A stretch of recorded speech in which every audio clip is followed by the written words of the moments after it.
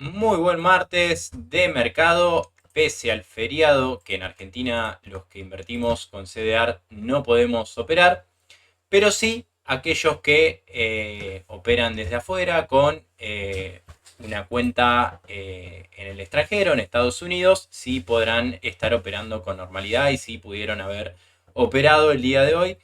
Pero aquellos que la miramos principalmente desde afuera, invirtiendo con CDRs, tranquilamente podemos estar mirando el mercado sin poder tomar ningún tipo de decisión. Lo cual en principio me parece espectacular, ¿sí? Y ya con esto me adelanto a qué es lo que estoy haciendo en este momento. Y básicamente es no hacer nada. Al menos no vender, ¿sí? Tenemos un mercado que estamos viendo una métrica que hace CNN, que es el índice de miedo y codicia del mercado.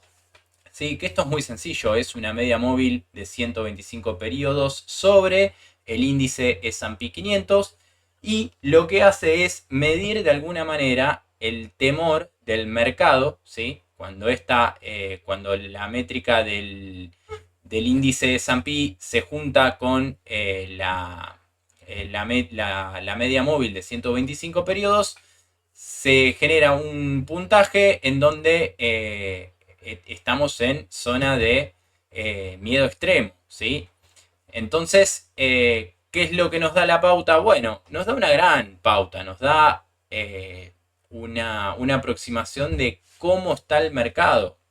¿Y qué hay que hacer en esta zona de acá, de extremo temor del mercado? Bueno, ya nos decía el gran Warren Buffett, nos hablaba de que hay que ser codiciosos cuando el mercado es temeroso y hay que ser temeroso cuando el mercado es codicioso, ser inversamente proporcional a lo que hace el mercado. Bueno, y eso de largo plazo claramente que da grandes resultados, ¿sí? Es una medida que de largo plazo a Warren le ha dado muchísimo rédito. Si hacemos una analogía, estamos en el S&P 500. La última vez que había venido a testear la media exponencial de 150 y la de 200 fue por allá en agosto del año pasado, ¿sí? En esta zona de acá. Vamos a hacerlo con un circulito para que quede más prolijo. ¿Y qué sucedió luego? Bueno, tenemos un mercado que luego rebotó, ¿sí? Desde agosto del 24, luego rebotó. Y aún hoy, estando en un mercado de corto plazo bajista, podemos ver que estamos un 13% por encima, ¿sí? Y estamos hablando de que no pasó un año de ahí hasta hoy, ¿sí? Pasaron 210 días. Si tenemos en cuenta el índice S&P 500 que rinde más o menos un 13% anual, estaríamos en casi un 13%, pero en 200 días. Todavía nos quedan 100 días gratis. O sea que sigue siendo, aún de corto plazo en periodos bajistas, sigue siendo un gran número, ¿sí? Aquellos que compraron en esta zona de acá abajo, ¿sí? En un bear market. Ahora bien, ¿esto es parámetro? ¿El pasado predice el futuro? No, no predice el futuro. Pero sí tenemos que tomarlo como referencia. Al menos para no regalar los papeles a aquellos que nos hemos quedado con papeles y aquellos que veamos la comitente en rojo, ¿sí? Es muy normal el miedo y es muy normal salir a vender. Esto es lo mismo que si tenés un departamento, lo pagaste 80.000 dólares y después, porque en el mercado el peso se devaluó y el dólar subió, el departamento pasa a valer 50.000 dólares, ¿sí? Como el dólar es más caro, pasa a cotizar menos los bienes inmuebles. ¿Y qué? ¿Vas a salir a vender el departamento porque si se está cayendo y se va a hacer pomada? No, seguís teniendo un departamento, seguís cobrando el alquiler. Con esto sucede algo similar. Si tenés acciones que tienen dividendos, seguís cobrando el dividendo. Y si las acciones no pagan dividendos, en algún momento volveremos a encontrar el equilibrio. Ahora, ¿hasta dónde va a caer? Bueno, y esa sería una gran pregunta, ¿sí? ¿Hasta dónde puede caer el mercado? Si vamos a lo cortoplacista, el día de hoy cerró con una vela de poco cuerpo, ¿sí? Y mucha mecha. ¿Qué nos dice esta vela? Bueno, la información que nos da esta vela es que tenemos un mercado con bastante indecisión, ¿sí? Muy parecido a lo que es una vela de tipo doji.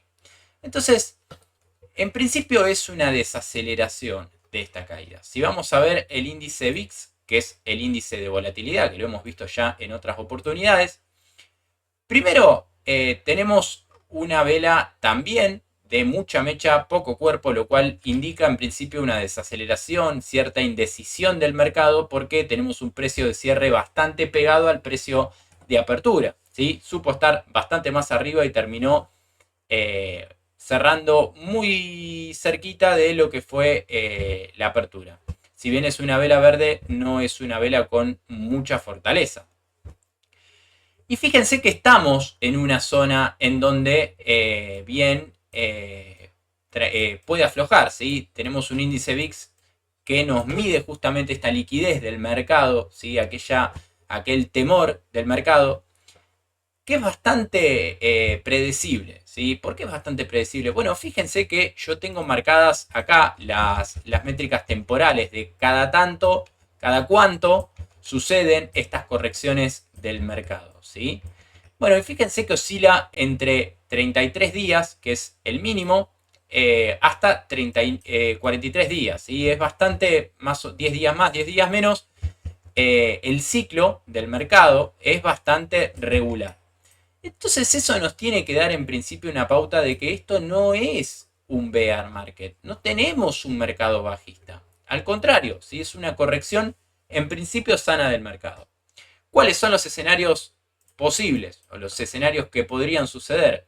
Con esto no quiero decir que el mercado mañana va a rebotar y la semana que viene va a rebotar, que bien podría suceder, ¿sí? Tenemos que ser muy metódicos en nuestras estrategias y en nuestras inversiones. De momento, tenemos un S&P que está encajonado, ¿sí? Entre las dos medias exponenciales, de 150 y de 200. Vino a testear la de 200 y terminó debajo de la EMA de 150. Cuidado, cortoplacistas. Pero, en principio, terminó ahí, ¿sí? Muy cerquita de poder recuperarla. Y fíjense que no son muchas veces las que viene a buscar los promedios móviles grandes, ¿sí? Tenemos que la última vez anterior a la de agosto del año pasado fue por allá por octubre de 2023, aproximadamente una vez al año. Y no fue otra cosa que una gran oportunidad de compra de largo plazo.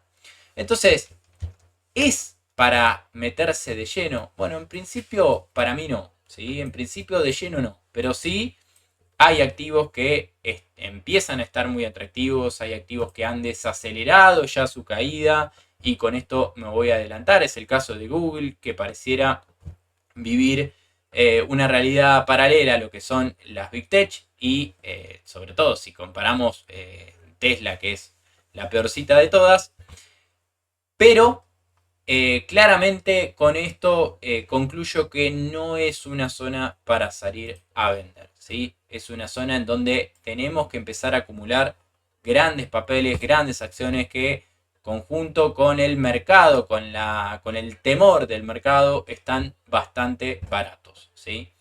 Vamos a ir a el QQQ, que al igual que el S&P cerró el día de hoy con una vela peonza, también de mucha mecha y poco cuerpo, así es el nombre que recibe.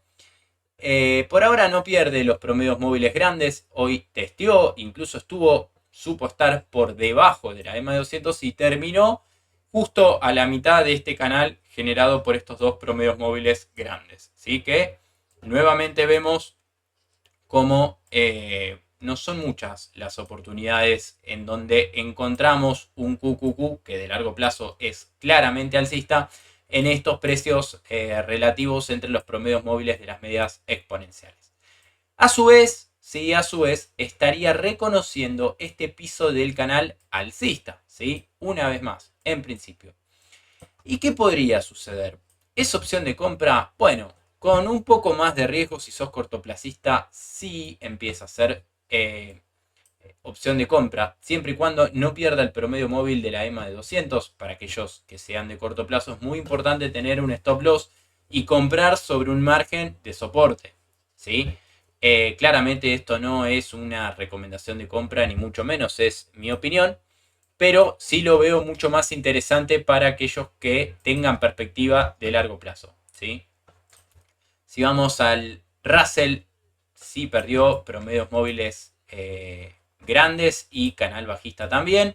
Lo cierto es que de corto plazo no me gusta demasiado, no me gusta mucho. Nos confirma una tendencia ya bajista, ya por acá sí empezamos a ver un bear market, lo cual yo lo miraría desde afuera. Si vamos a Brasil, bueno, de largo plazo y de corto plazo viene bajista. No me gusta ni para corto ni para largo. Por debajo de todos los promedios móviles que coinciden con el techo del canal también. Indicadores bastante abajo, pero insisto que Brasil no me gusta mucho y al mercado claramente tampoco. Yendo al Dow Jones, acaba de perder el día de hoy el canal bajista, pero frena justo en la EMA de 150. ¿Sí? Aquellos que están comprados se puede esperar un poco más, a ver si efectivamente rebotan la EMA de 150 y cómo se desenvuelve estos días. ¿Sí? El Dow no está para salir todavía hasta que no pierda la media exponencial de 150. Si vamos a las Big Tech, Apple pareciera ponerse bajista de corto plazo, ¿sí? Hoy frena justo en la media móvil simple de 30, pero respetándola, ¿sí? Al cierre, la vino a testear y por ahora es un testeo y termina sirviéndole de soporte, para eso es que sirven las medias móviles. Pero de corto plazo, hasta que no me rompa esta línea de tendencia de acá, de corto plazo está bajista. ¿Y hasta dónde podría caer en caso de romperme este promedio móvil de acá? Bueno, tenemos la EMA de 150 por debajo. Nvidia, bueno, Nvidia hubo hoy noticias de Nvidia nuevamente que de alguna manera sirven para manipular el mercado, para asustarte y que vendas, que regales las acciones de esta gran empresa, ¿sí? Y vemos una vela nuevamente, es una vela martillo invertido, en donde estuvo bastante más abajo y luego recuperó, ¿sí? Recuperó. Incluso terminó positiva, más 1,69, superando el precio del día de ayer, lo cual nos hace claramente ver una desaceleración más en concordancia con la vela del S&P 500. Si vamos a los indicadores, tenemos un RSI que rara vez está en esta zona de acá, está en zonas de sobreventa. Fíjense que no ha llegado mucho más abajo de lo que lo vemos en pantalla. No ha superado mucho la línea de 30, lo cual yo no sé si va a efectivamente rebotar, pero lo que sí vemos es que empieza a estar en una zona claramente atractiva de RSI para empezar a acumular este papel. El MACD todavía no da indicios de pegar la vuelta y tiene más recorrido en visión diaria de seguir cayendo. Y por último, vamos a ver el Concord, que acá vemos claramente manos grandes que empiezan a llevar y un Concord bastante abajo, lo cual empieza a parecer interesante, ¿sí? Por el lado de Google, es tal vez la que, de las Big Tech, la que más me gusta, ¿sí? Está con un Concord recontra bajo, un MACD queriendo ya empezar a la desaceleración de la caída desde una zona de sobreventa, ¿sí? Superando el margen de MACD anterior de agosto del año pasado, ¿sí? Incluso más abajo, en donde fíjense que son muy pocas las veces en donde viene esta zona de sobreventa. Claramente es una gran oportunidad para empezar a acumular. La vela de hoy, bueno, hoy una vela verde terminó más 2,34% al alza, rebotando y reconociendo el piso de este canal alcista, ¿sí? Si bien está por debajo de los promedios móviles cortos, lo cual nos indica que todavía no está alcista, sino de corto plazo continúa siendo bajista, pero muy importante que nos reconoce este soporte de acá, que lo vino a validar en diversas oportunidades, ¿sí? Interesante Google, ¿sí? Lo cierto es que no han cambiado los valores fundamentales de esta empresa, y tenemos una caída desde que presentó balance hasta el momento de 17,11%, ¿sí? Es una caída bastante brusca en esta empresa, ¿sí? A mi criterio, bastante gratis también. Si vamos a Tesla, bueno, la situación de Tesla es, no sé si es los motivos o la excusa, que Tesla tiene mucha en su capital, tiene fuertes inversiones en lo que es Bitcoin, ¿sí? Y todo lo que es la baja de Bitcoin claramente se ve reflejada en la empresa. También hay muchas cuestiones políticas en el medio, sobre todo Elon Musk con bastante participación en el gobierno, en gobiernos de ultraderecha, lo cual el mercado mucho no pareciera no gustarle, al menos desde la noticia eso es lo que circula. Por ahora, dentro de una figura alcista, ¿sí? Pero de corto plazo dentro de parámetros bajistas, debajo de todos los promedios móviles, sin ofrecer resistencia. Hoy con una vela totalmente doji, en donde en principio parecería empezar a desacelerar la caída, ¿sí? Fíjense que no teníamos una vela doji desde esta caída de acá, ¿sí? Era una caída en donde la vela doji empieza a de alguna manera desacelerar esta brusca caída de corto plazo, ¿sí? Me parece bastante arriesgado empezar a llevar Tesla en estos momentos. Creo que Bitcoin, que lo vamos a ver ahora a continuación, va a marcar mucho el camino y la cancha a cómo va a seguir Tesla en el mercado, por esta misma cuestión. Y yendo a Bitcoin, hoy teníamos un rebote, ¿sí? Tenemos una vela fuerte el fin de semana, el día domingo, si no me equivoco, ¿sí? Que la termina justamente así como subió, bajó, subió 9%, el lunes fue claramente un amague, gran amague, y terminó cayendo todo lo que subió el día anterior. Y hoy tenemos una vela verde, un leve rebote, ¿sí? Por ahora en $87.000. Bitcoin que está por debajo de todos los promedios móviles de corto plazo, ¿sí? Por ahora circulan los promedios móviles de largo plazo.